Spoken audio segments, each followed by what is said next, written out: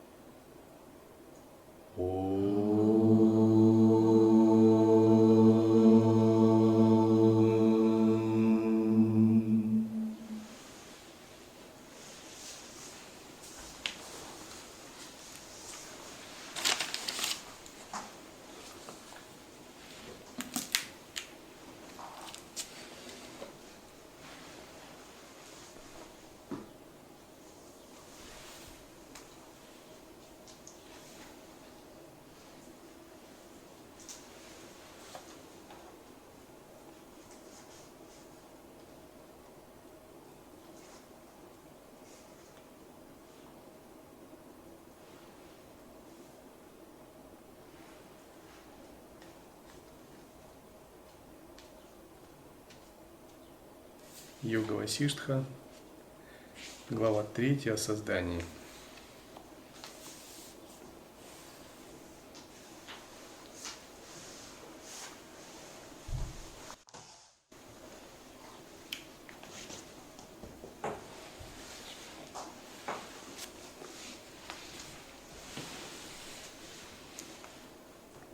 Васиштха сказал: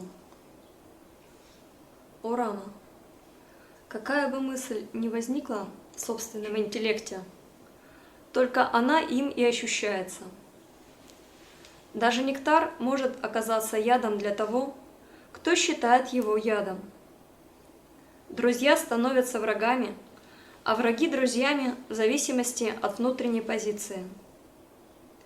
Объект ощущается исключительно в строгом соответствии с внутренними чувствами. Для страдающего человека ночь тянется век, а ночь веселой попойки проходит в момент. А во сне секунда может длиться целую эпоху. Вся жизнь Ману всего 1,5 часа для Брахмы, а жизнь Брахмы всего лишь 1 день для Вишну. Жизнь Вишну – день для Шивы. Но для мудрого, чье сознание вышло за пределы ограничений, нет ни дня, ни ночи.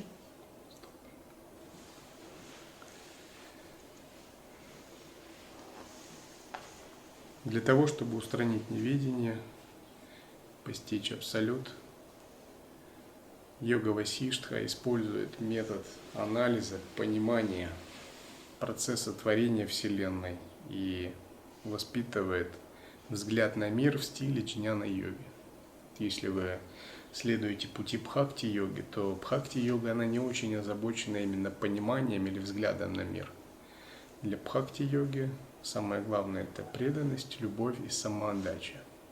И переплавление клеш мудрости, освобождение от карм происходит, если вы глубоко поглощены в преданности, пробуждение мудрости на высших стадиях. Джняна-йога предполагает, кроме пути самоотдачи, преданности, выработку понимания процессов кармы, творения Вселенной, мышления, иллюзорности мира и освобождения от них. То есть мы должны понять точку зрения святых Адвайты Веданты на мир, на Вселенную, на себя и на собственную жизнь.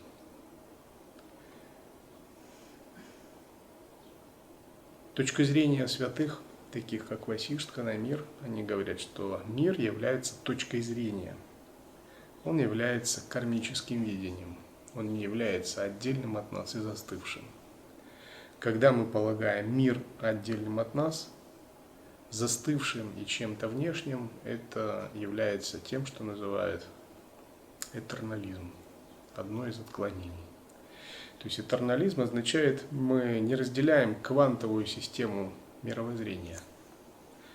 Квантовая система мировоззрения, это я так условно называю, фактически это современный научный аналог ведического мировоззрения в своих высших аспектах прозрения, только в самых высших аспектах. Имеет очень много общего с ведической системой мировоззрения. И такая система мировоззрения предполагает, что наблюдатель включен в процесс взаимодействия с миром. От сознания наблюдателя зависит картина мира.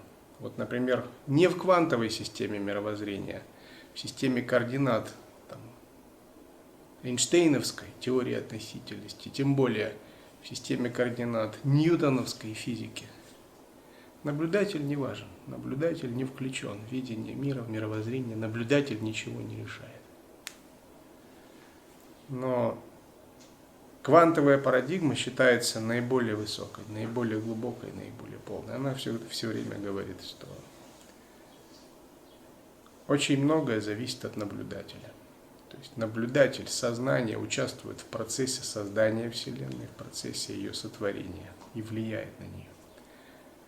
Это так. И если бы это было не так, то сам процесс освобождения не был бы возможен.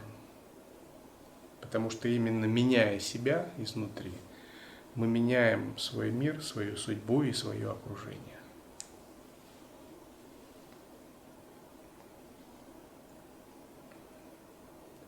Вселенная является кармическим видением, точкой зрения, открывает нам большие возможности. Это означает, что изменив свой ум, мы можем изменить свою судьбу, свое положение, даже физические законы, которые нас окружают, законы своей судьбы, законы тонкого тела, свой путь в этом мире, найти свое счастье в этом мире, найти Бога и познать истину. Есть даже люди, которые на своем, так сказать, человеческом уровне, уловив этот принцип из книг или интуитивно, пишут книги и проповедуют этот принцип. Например, есть книга «Трансерфинг реальности» Вадима Зеланда, который говорит примерно так.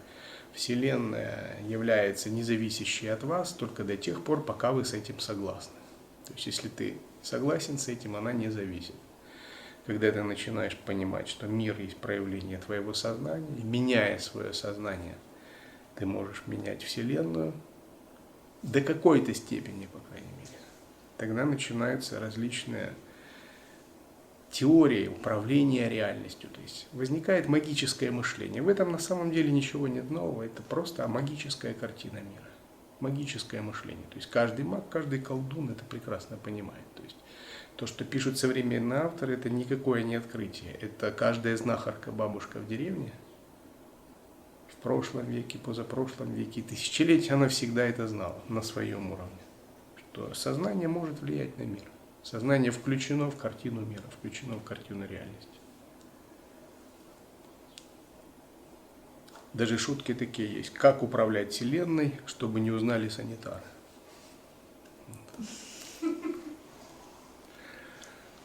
Потому что управление Вселенной, если человек не имеет базы джняна-йоги, у него нет веры, прибежища, магическая картина мира сама по себе может служить раздуванию эго, различного рода прелестям, иллюзиям и отклонениям. Наш мир может влиять на связи и на отношения.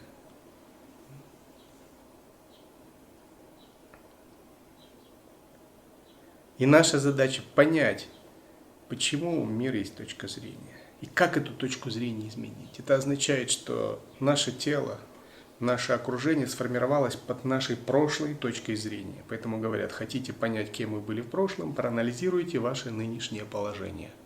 Например, форму тела, окружение, материальное положение, друзей, место. То есть это полностью воплощены именно ваши мысли. Один в один. Или говорят, хотите понять вашу следующую жизнь, проанализируйте, что у вас в голове. Каков ход ваших сейчас мыслей. Это будет ваше следующее воплощение. То есть, если мысли чистые, и воплощение будет чистым. Если ум подобен пространству, то и сам воплотишься как бесконечный дух, божество причинного мира. Если в уме память об Иштадевате, древоприбежище и привычка к визуализации, божественному величию и пустотности, приобретешь форму в облике просветленного божества. И вот эта формула, где боги видят реку как нектар, асуры видят реку как оружие, люди видят как среду обитания, животные Люди видят как воду, животные видят как среду обитания, преты видят как гной и испражнения, а существа ада видят реку как огненную лаву, в которой они страдают. Эта формула должна быть объектом анализа, объектом размышлений. То есть почему река для разных живых существ разная? Это сложно понять, почему она разная. Но если мы поразмышляем, это так действительно. Потому что каждое живое существо в своем теле, в пранах и в карме содержит различные пропорции тамаса, раджаса и саттвы, 3 фундаментальных энергий. И карма определяется пропорциями тамаса, раджаса, саттвы в тонком теле. И благодаря этим пропорциям формируется карма и джняна-индрии, органы чувств и органы восприятия. И они разные в зависимости от этих пропорций. То есть органы восприятия, инструменты познания мира, инструменты действия разные. И если карма, джняна, индрии разные, то и способ видеть мир тоже разный. Например, боги видят реку как нектар. Почему они могут видеть как нектар? Это значит, у них есть недоступные людям органы сверхчувственного восприятия, где они могут реку видеть на тонком плане, в чистом видении. Например, астральное духовное зрение. И очень чистое, высокого плана. Они могут из элемента воды извлекать очень тонкий, чистый белый свет, который несет в себе качество амриты, качество нектара. Поэтому вся река для них это нектар. Например, в Индии поклоняются небесной Ганге. Считается, что небесная Ганга очищает. Это видение, оставленное божественными существами и святыми.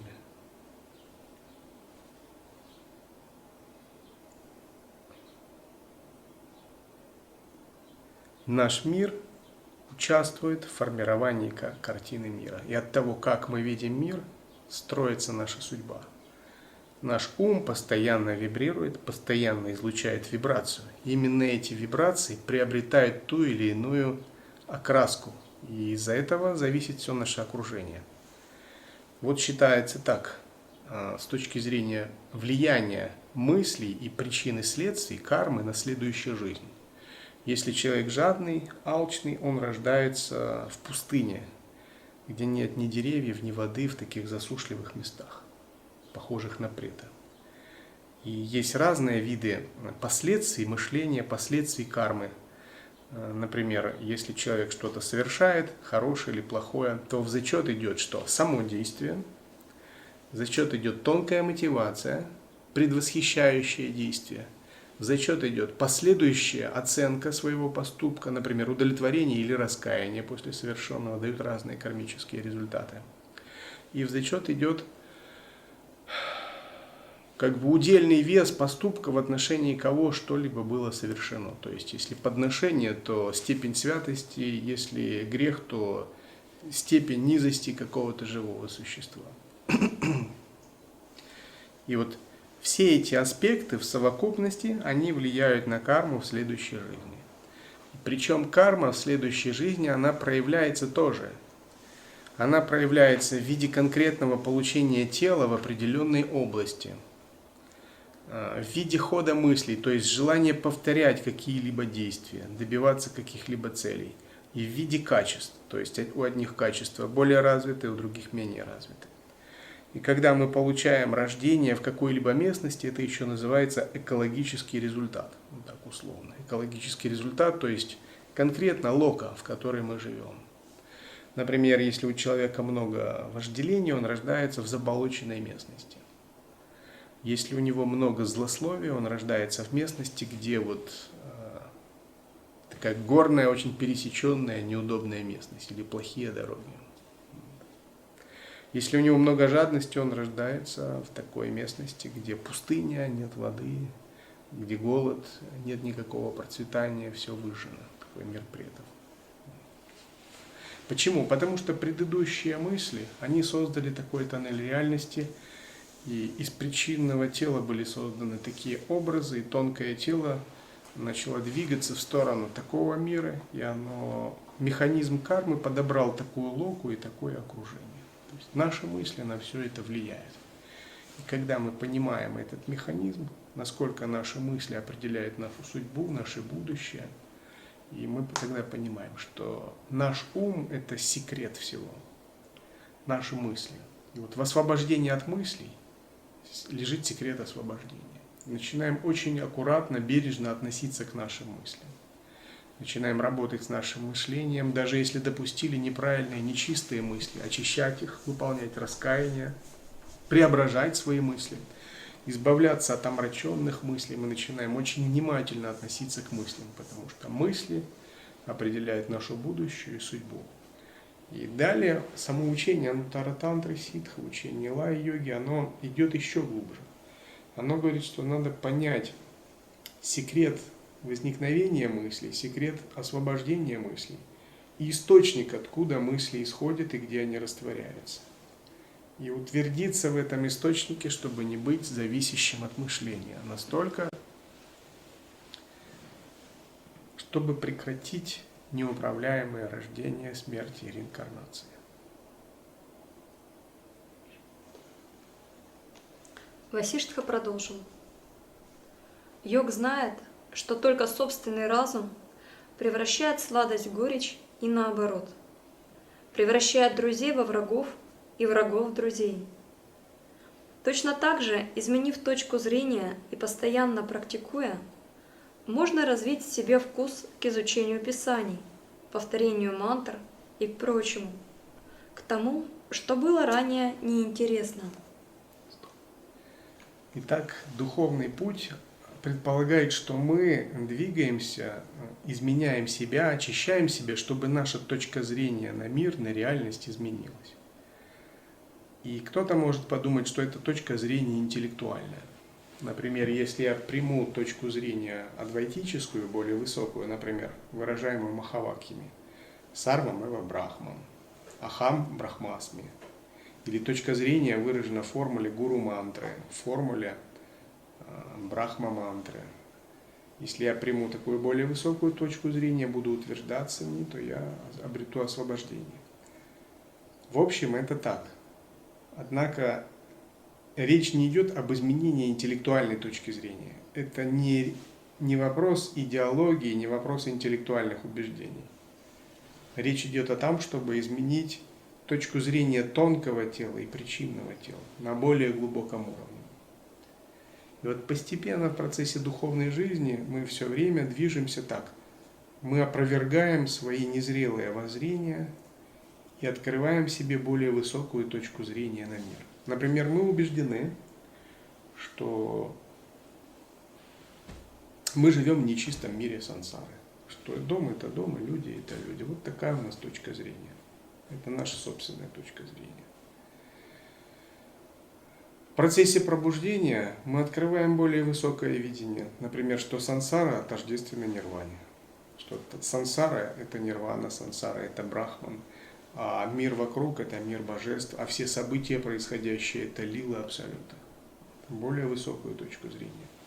И вопрос состоит в том, чтобы сначала изучить эту точку зрения через тексты, через общение со святыми, через даршаны, понять ее интеллектуально, а затем понять ее своим тонким телом.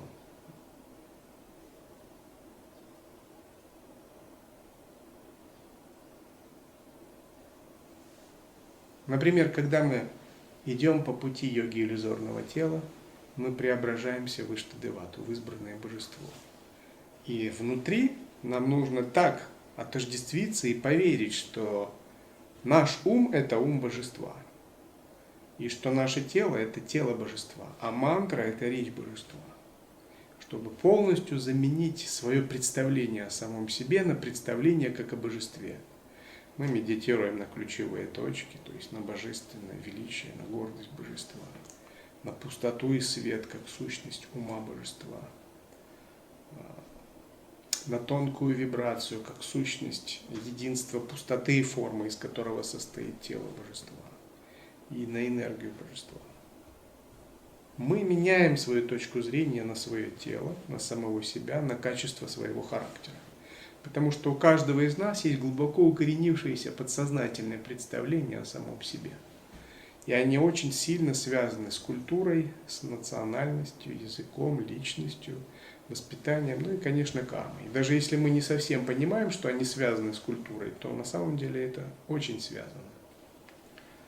То есть мы как-то себя мыслим в определенном контексте. И когда мы преображаемся в божество, мы меняем эту точку зрения. Освобождение означает, мы полностью меняем свою точку зрения на точку зрения святых божественных существ древа прибежища. Это не точка зрения интеллектуальная, она не связана с каким-то конкретным представлением, идеологией или религиозными догматами. Это скорее то, что вот называют бхава. Мироощущение, определенная духовная вибрация. Вот кармическое видение всегда основано на бхаве. А ум, концепции, интеллект, прана, идеология, конкретное воплощение уже потом подстраивается под бхаву. Ну, какой пример можно привести? Если есть любящий человек, ну, вот, переполненный любовью, то он переполнен любовью всегда и везде, независимо от национальности и религии.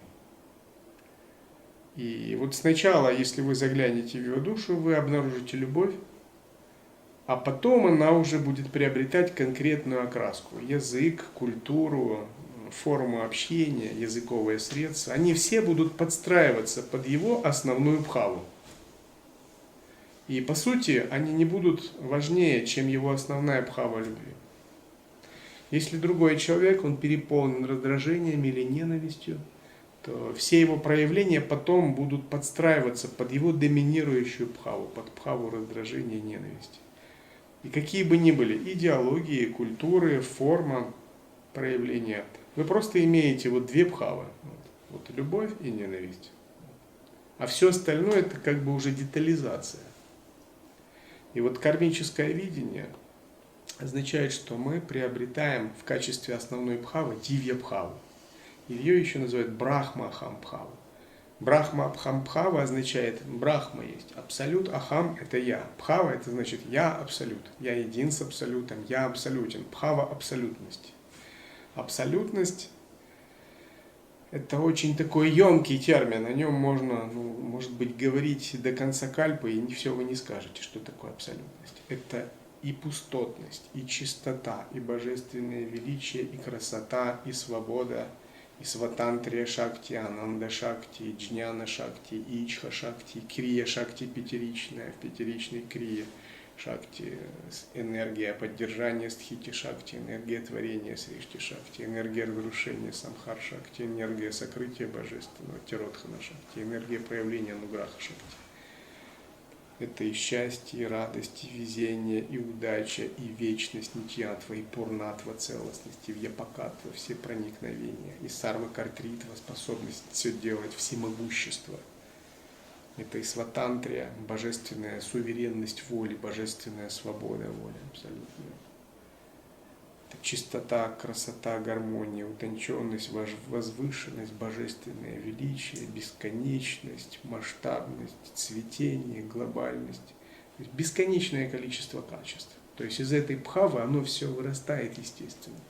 Поэтому, когда мы поем, например, Даттатрия Штотара Стотру или Шива Сахасранама Стотра есть там 108 имен, 1000 имен. Вот все эти качества, и мы перечисляем различные качества Даттатрия или качества Шивы. Все эти качества, они естественно исходят из их бхавы.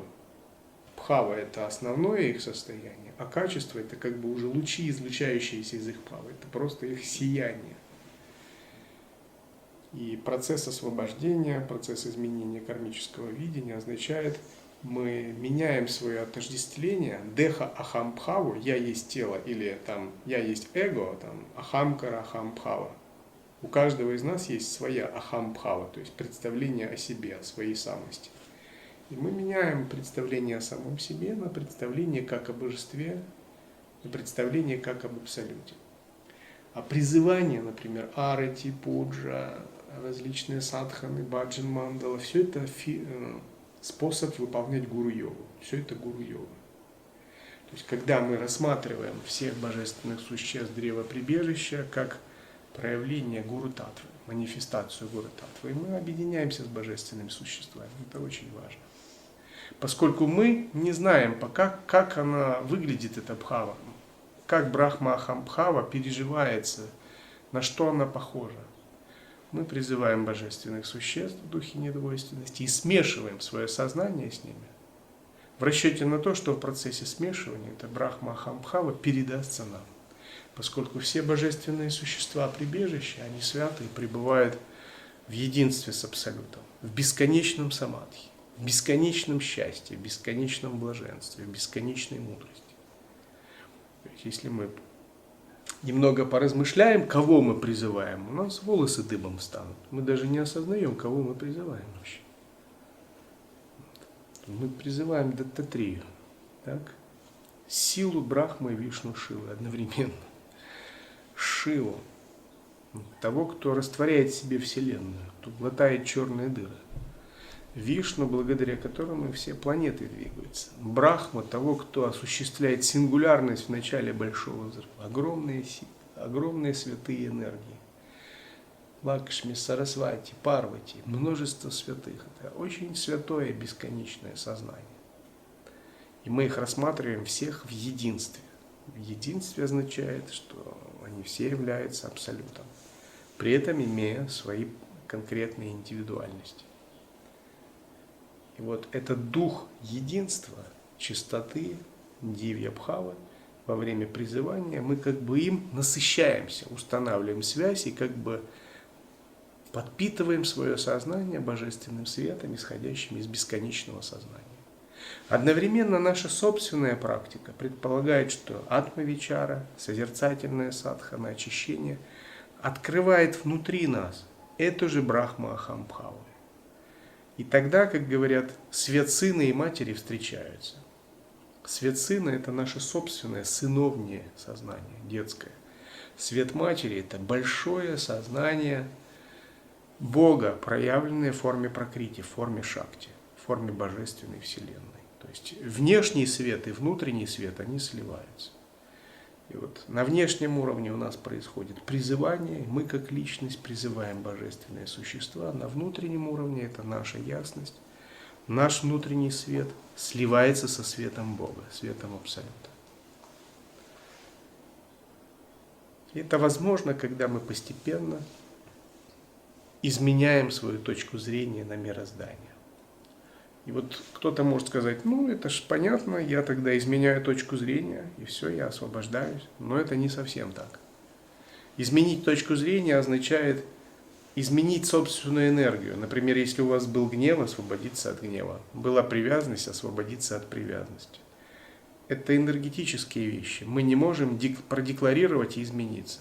Они должны исчезнуть в процессе тапаса, в процессе садханы или нисхождения божественной милости. Они не могут сами исчезнуть, просто интеллектуальной декларацией.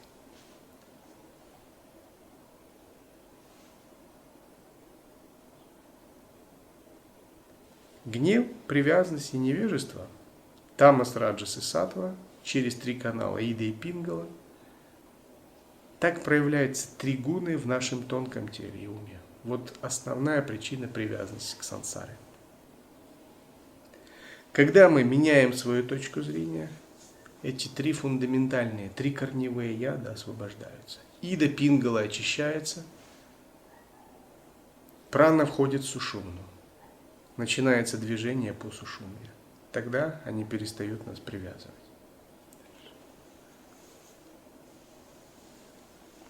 Это возможно, потому что качество находится не в самих объектах, а в разуме. Как страдающий морской болезнью видит мир вокруг себя качающимся, так невежественный человек думает, что качества принадлежат объектам. Пьяный видит пустоту вместо стены перед собой, и несуществующее привидение убивает невежду. Этот мир – только вибрация сознания в пространстве. Он кажется существующим, как привидение кажется существующим для того, кто его видит. Итак, мир, который мы видим, это, можно сказать, так сказать, это версия мира. Это не сам мир реальный, а наша версия, наша интерпретация мира. И у каждого живого существа есть своя версия, есть своя интерпретация мира. У богов есть версия, когда они видят реку как нектар. У нас есть версия, когда мы видим ее как воду, существ ада, в силу их видения. Есть версия, что это вообще что-то ужасное, опасное, огненная лава, в которую можно упасть и жутко страдать. И вот наша интерпретация, она зависит от нашей памяти, от нашего уровня заслуг и наших индрий. То есть наша санчит карма, прарабдха карма и наши индрии. Вот индрии, они выражают больше прарабдха карму. То есть конкретное воплощение, те органы чувств, которыми мы наделены в этом воплощении. Наша глубинная память выражает санчит карму. И вот эти две кармы, санчит и прарабдха, они определяют ту версию мира, которую мы видим. Сам мир неоднозначен. Он зависит от этих факторов. А эти факторы, они переменчивы. То есть в этом воплощении такие индрии, такая прарабдха, а в другом воплощении другие индрии. Можно тело божества, тело животного, тело человека, и все видят мир по-своему. Санчит карма – это тоже наполнение тонкого тела прошлыми кармами, память, которая в глубине сознания определяет, окрашивает нашу точку зрения. Это тоже вещь переменчивая.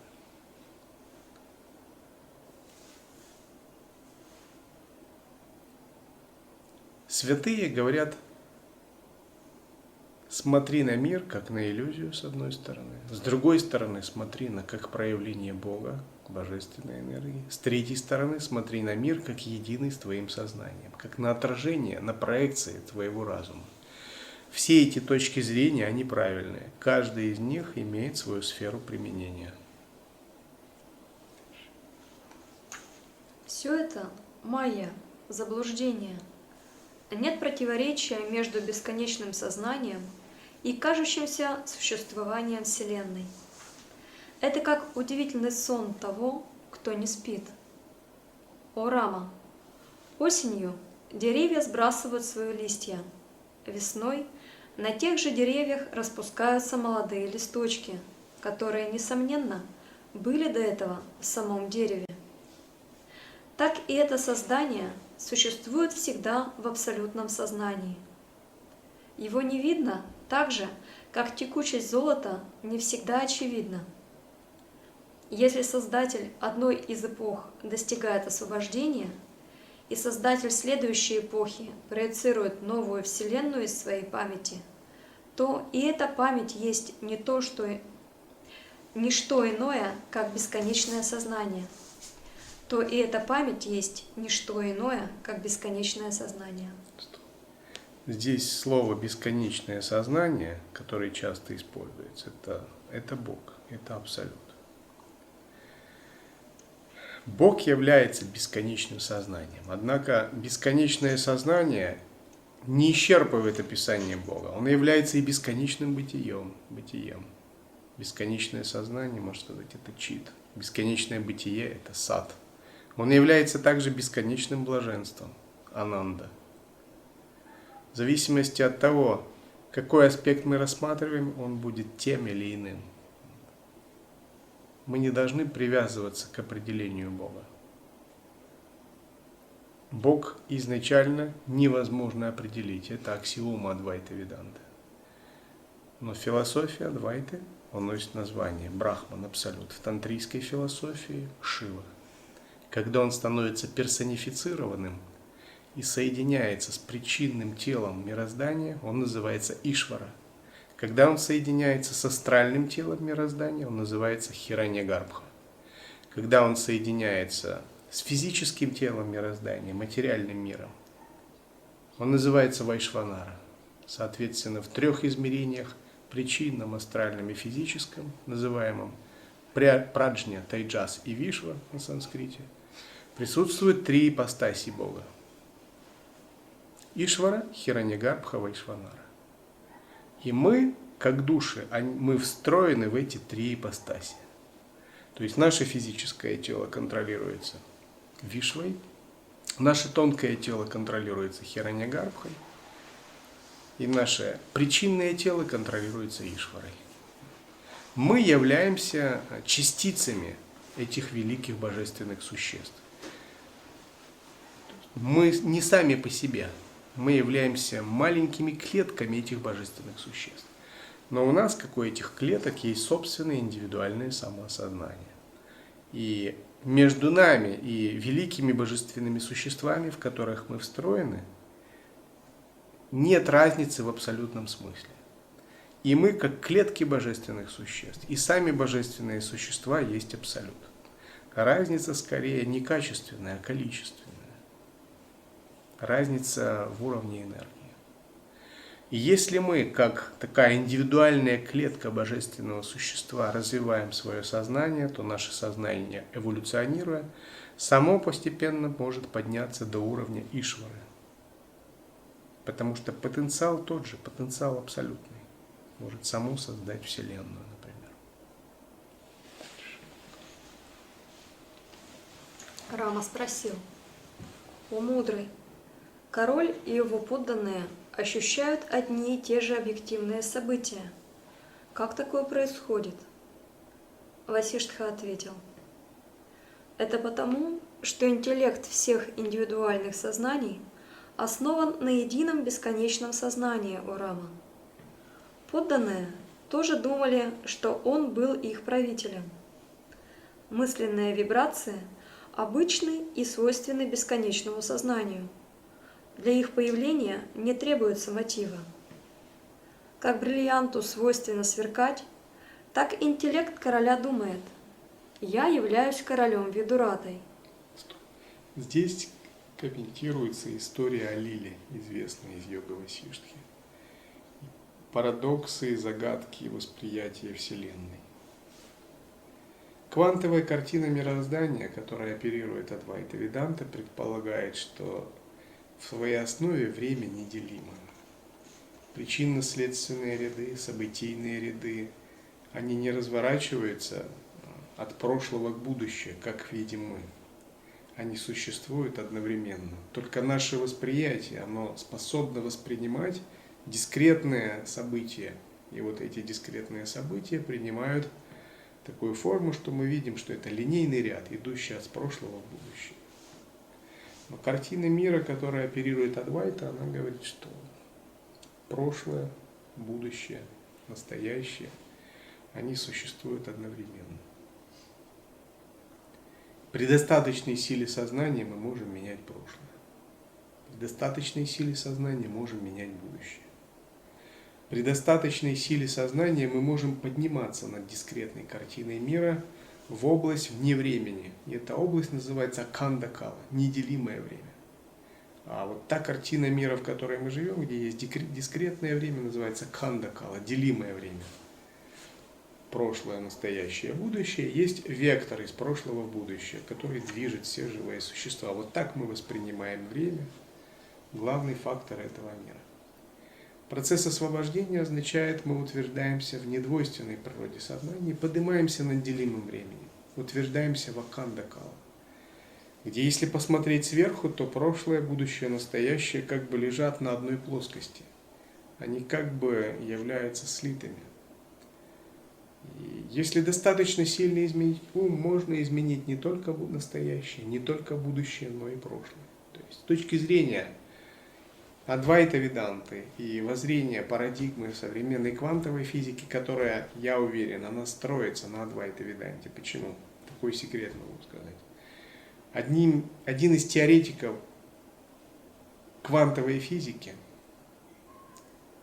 получал наставление у индийских учителей. Другой теоретик квантовой физики, я с ним знаком по американским связям, когда был в Америке на конгрессе трансгуманизма, Амит Десай. Очень важный теоретик. Он тоже является последователем традиции Санатана Дхармы. Почитает Павла Бабаджи. То есть ученые, изучая древнее писание ведической традиции, я так считаю, они открыли заново миру ведическое мировоззрение в форме квантовой физики. И вот с этой точки зрения многовариантно не только будущее, многовариантно также и прошлое. Да. Получается, если бы они не изучали ведическое мировоззрение, они бы не открыли ничего. Только благодаря изучению Думаю, да. мысли туда именно и пошли. Думаю, да, они были вдохновлены ведическим мировоззрением. Потому что, не обладая уровнем святости, приблизиться к таким шокирующим истинам невозможно. Ну как, вот мирской человек, даже ученый на уровне ума, даже гений, не будучи садху, проникает в такие области, которые доступны только богам и святым. Невозможно. То есть квантовой физики как раздела уже не было? Не было. Значит, этот раздел был инспирирован благословениями божеств и святых. Потому что, чтобы открыть этот уровень, ты должен иметь самадхи. Вот если ты не имеешь самадхи, ты не можешь его, в принципе, понять. Либо ты его выведешь от ума, ну, как фантастику. Ты должен быть садху. А если они не были садху, если они не имели самадхи, значит, их только инспирировал, только вдохновил тот, кто его имеет. Вот тут другого просто выхода нет.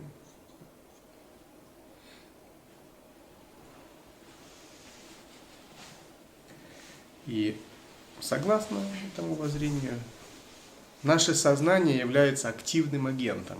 Вернее, не является, кстати. Оно может являться при определенных условиях активными агентами изменения реальности. Оно может изменять время, изменять пространство. Вот божественные существа как раз имеют такое активное сознание, которое может изменять реальность.